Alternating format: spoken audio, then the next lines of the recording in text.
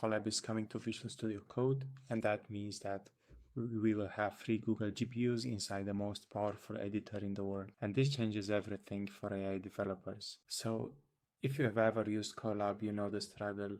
Browser tabs freezing, limited debugging, weak IntelliSense, almost no extensions, and notebook-only workflows. As well, the constant switching between Colab and Visual Studio Code. So it's great for quick experiments, but terrible for real development. So now imagine having all the power of Google's free GPU runtimes combined with the full power of Visual Studio Code. That's what's rolling out right now. Google officially announced 5 days ago native Colab support inside Visual Studio Code, and this means that you can connect to a real Colab runtime directly from Visual Studio Code, use free GPUs, write in your editor, autocomplete, debugging tools, Git integrations, extensions, linters, and access to variable logs files. Basically, Colab keeps the compute while Visual Studio Code becomes your full IDE. But honestly, this is still very new, so expect a few rough edges. So like OAuth,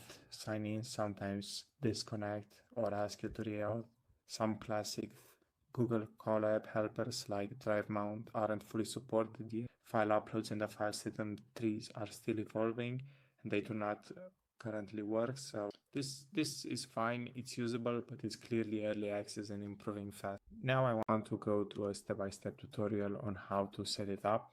I will be using Cursor, which is a fork of Visual Studio Code. The first thing you have to do in either Visual Studio Code or Cursor is go to the extensions, install the Colab extension. You have a quick demo in here as well. But what actually is needed is just to set up the GPU, and that is done by setting the environment only in a notebook file. Go to Colab and see the options you have available. I have created a remote server myself. You can create a new one, and it's just simply by choosing one of these and the exact GPU you want, give it a name, and that's pretty much it. I ran it before to make sure I'm currently working on the right GPU, and then you can test the Python environment and get started with everything. So it's that easy to set up, but as I said, there are some issues when we talk about using other files that are out of the system because you just use a different GPU for this. So the drive syncing is still one of the main issues from my perspective, but this is still a game changer. And is very useful for machine learning engineers. You can run experiments on free GPU, but write code in a real IDE.